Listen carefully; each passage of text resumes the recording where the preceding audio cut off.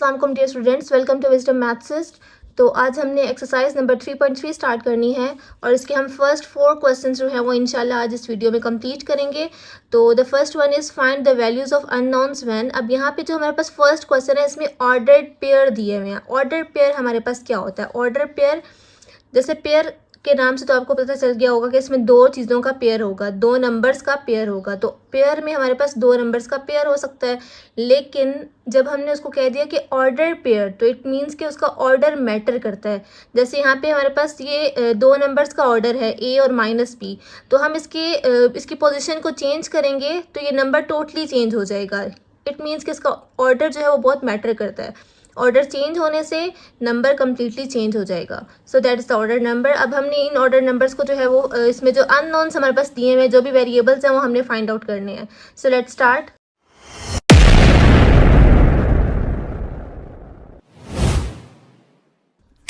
अब जैसे कि इस क्वेश्चन में दिया कि ये दोनों ऑर्डर पेयर्स आपस में हमारे पास इक्वल हैं। इक्वल का मतलब क्या है? इट मीन्स कि इसका फर्स्ट जो नंबर है वो फर्स्ट के इक्वल है और जो सेकंड है वो सेकंड वन के इक्वल है। तो ए हमारे पास यहाँ पे फर्स्ट पे आ रहा है और यहाँ पे हमारे पास फर्स्ट पे आ रहा है 7। सो ए इज इक्वल्स टू 7 और सेकंड पे हमारे पास क्या है? -b और यहाँ पे है 1, तो -b इज इक्वल्स टू 1 और अगर हम b की वैल्यू फाइंड करें तो दैट इज -1। तो a और b की हमने सिंपली जो है वो इसमें वैल्यू फाइंड आउट कर ली। जस्ट हमने क्या किया कि अगर दो ऑर्डर पेयर्स आपस में इक्वल है तो उसका फर्स्ट नंबर फर्स्ट के इक्वल होगा और सेकंड जो है वो सेकंड के इक्वल होगा। अब इस क्वेश्चन में हमारे पास फर्स्ट जो है वो क्या है? 2a - 4 और यहाँ पे है 8, तो हमने 2a - 4 को 8 के इक्वल कर दिया। और इसी तरह सेकंड पे हमारे पास यहाँ पे 6 और यहाँ पे है -b + 1। So 6 is equals to -b + 1। यहाँ पे हमने दो इक्वालिटीज़ जो है वो अलग अलग कर ली। अब दोनों ही इक्वेशंस में हमारे पास एक एक वेरिएबल आ रहा है और हमने इस वेरिएबल को फाइंड आउट करना है। इसमें हमारे पास वेरिएबल है a, तो a फाइंड आउट करने के लिए हमने क्या करना है? हमने इस साइड पे जितने भी नंबर्स उसके साथ हैं उनको हमने दूसरी तरफ शिफ्ट करना है। a को अकेला करना है। a तभी फाइंड होगा जब वो बिल्कुल अकेला रह जाएगा, उसके साथ कोई नंबर नहीं होगा। तो पहले हमने ये 4 यहाँ पे माइनस हो रहा है तो वहाँ जाके प्लस हो जाएगा। कोई भी चीज़ अगर यहाँ प्लस हो रही हो तो वहाँ जाके माइनस होती है, माइनस हो तो प्लस होती है, मल्टीप्लाई हो तो डिवाइड होती है, डिवाइड हो तो मल्टीप्लाई होती है। सो 2a is equals to 8 + 4 and that is 12.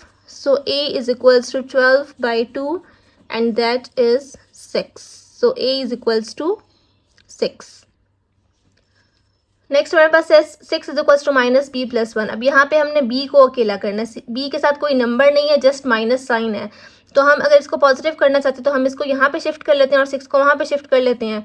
तो b यहाँ पे आके, क्योंकि ये इसके साथ सब्ट्रैक्शन का साइन था तो यहाँ पे एडिशन का साइन हो जाएगा और 1 जो है वैसे ही रहेगा। 6 यहाँ पे प्लस था, यहाँ पे आके माइनस हो जाएगा। तो b is equals to -5।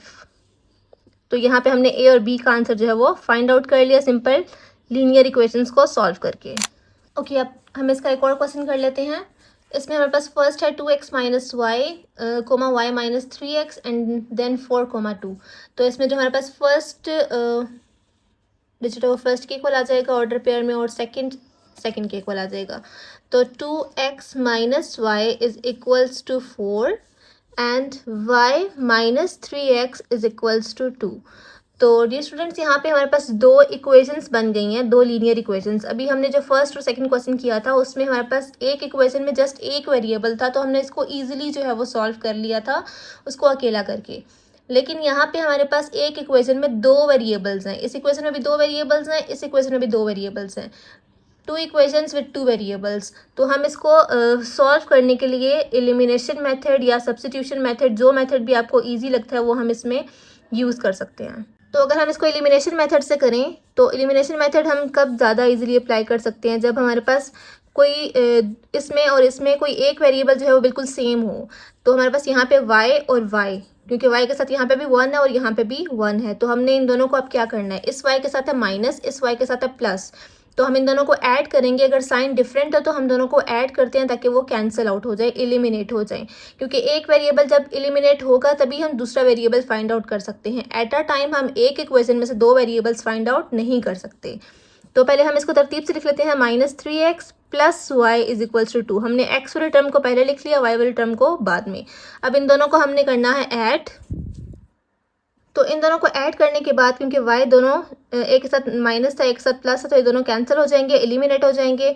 2x minus 3x is minus x, यानी कि प्लस माइनस माइनस 2 में से हमने 3 माइनस किए तो 1 आ गया, और बड़े नंबर के साथ माइनस था इसलिए हमने माइनस लिख दिया। 4 and 2 is 6, so x is equals to -6। So x का आंसर आ गया हमारे पास। अगर एक वेरिएबल हम फाइंड आउट कर लें तो हम उसको किसी भी एक इक्वेशन में सब्स्टिट्यूट करके दूसरा वेरिएबल इजीली फाइंड आउट कर सकते हैं। तो आपकी मर्जी है कि आप इसको फर्स्ट में सब्स्टिट्यूट करें या फिर आप इसको सेकंड में सब्स्टिट्यूट करें, आपका आंसर जो है वो सेम आएगा। तो हमने x इज इक्वल्स टू -6 को इक्वेशन नंबर 2 में सब्स्टिट्यूट किया है, x की जगह पे -6 लिखा, तो y -3 into -6 is equals to 2। बाकी इक्वेशन में कुछ भी आपने चेंज नहीं करना, जस्ट x की जगह पे उसकी वैल्यू सब्स्टिट्यूट कर दी, माइनस माइनस प्लस, 3 6 18। अब 18 यहाँ पे ऐड हो रहा है तो हमने यहाँ पे उसको जाके सब्ट्रैक्ट कर देना है, 2 - 18 इज -16। सो x का आंसर हमारे पास आ गया -6 और y का आंसर आ गया -16। आप इसको सब्स्टिट्यूशन मेथड से भी कर सकते हैं, जो मेथड भी आपको इजी लगे आप अप्लाई कर सकते हैं। तो हमने इसमें 3 टाइप्स के क्वेश्चंस जो है वो सॉल्व किए हैं। आप बाकी क्वेश्चंस खुद सॉल्व करने की कोशिश करें, क्योंकि जितना आप खुद प्रैक्टिस करेंगे, कॉन्सेप्ट को समझ के खुद से करने की कोशिश करेंगे, आपकी मैथ्स जो है वो उतनी ही स्ट्रॉन्ग होगी और आपको फेडरल बोर्ड के पेपर में उतना ही आसानी से आप पेपर सॉल्व कर सकेंगे। आपको बिल्कुल भी डिफ़िकल्टी नहीं होगी जब आपने खुद प्रैक्टिस की होगी। तो होप सो आप बाकी क्वेश्चन जो है वो खुद इसी पैटर्न से कर सकेंगे।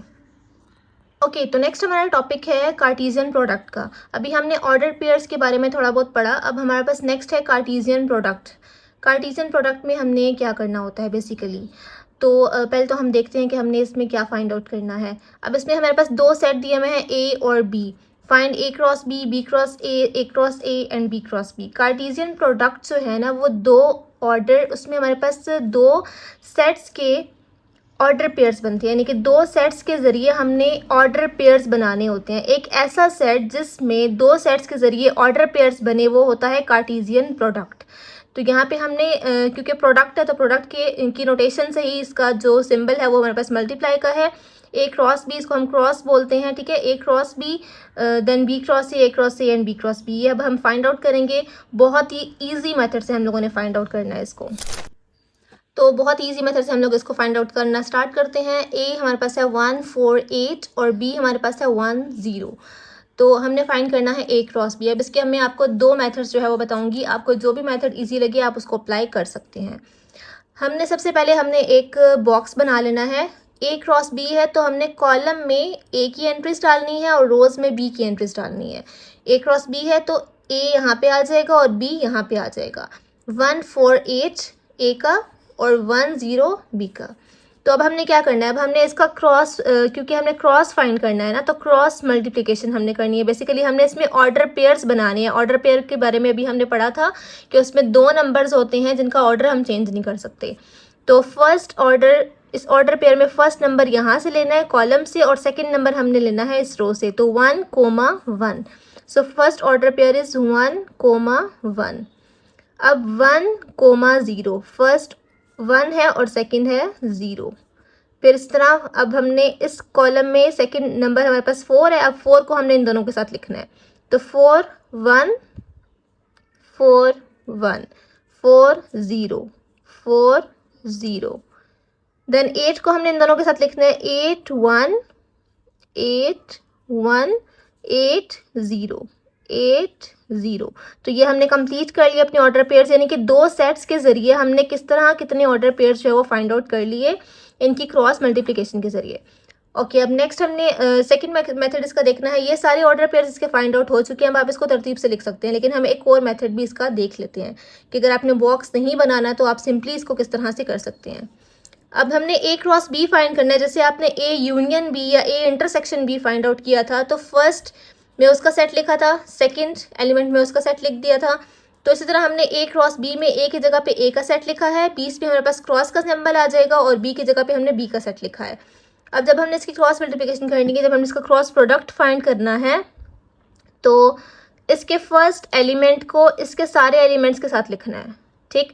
1 को 1 के साथ, फिर 1 को 0 के साथ, यानी कि इसका ऑर्डर पेयर बनाना है। पहले 1 और 1 का ऑर्डर पेयर बन जाएगा, फिर 1 का 0 के साथ, 1 का 0 के साथ, फिर सेकेंड एलिमेंट को हम देखेंगे 4 का 1 के साथ और 4 का 0 के साथ, 4 1 और 4 0। नेक्स्ट हमारे पास थर्ड एलिमेंट है 8, तो 8 को भी हमने इन दोनों के साथ पेयर बनाना है, 8 1 8 0।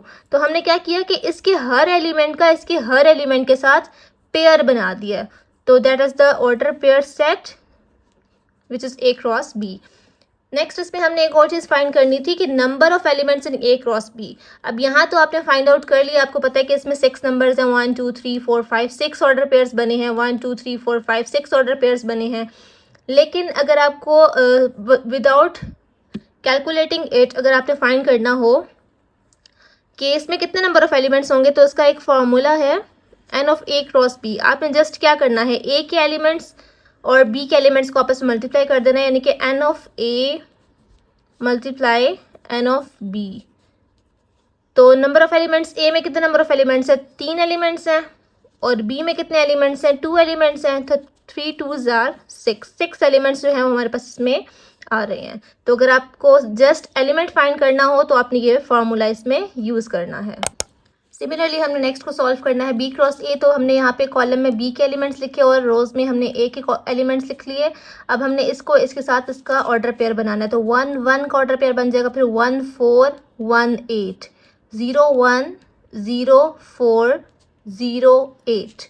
और अगर हम इस तरह से करना चाहें तो पहले फर्स्ट एलिमेंट को इन सब के साथ हमने पेयर बनाना है और उसके बाद सेकेंड एलिमेंट का हमने इन सब के साथ पेयर बनाना है, तो 1 1 1 4 1 8 0 1 0 4 0 8। और नंबर ऑफ एलिमेंट्स इसमें क्या हो जाएंगे, n of B multiply n of A।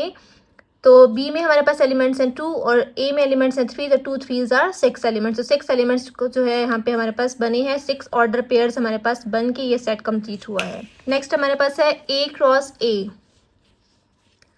अब इस A क्रॉस A में हमारे पास हमने A का ही कॉलम में भी हमने A के ही एलिमेंट्स लिखे और रो में भी हमने A के ही एलिमेंट्स लिखे, क्योंकि हमने A का A के साथ ही क्रॉस प्रोडक्ट जो है वो लेना है, कार्टेशियन प्रोडक्ट्स हमने लेना है।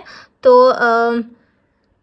1 1 का फर्स्ट पेयर बन गया, फिर 1 4 1 8। नेक्स्ट हमारे पास 4 है, तो 4 का 1 के साथ 4 1 4 4 4 8 8 1 8 4 8 8।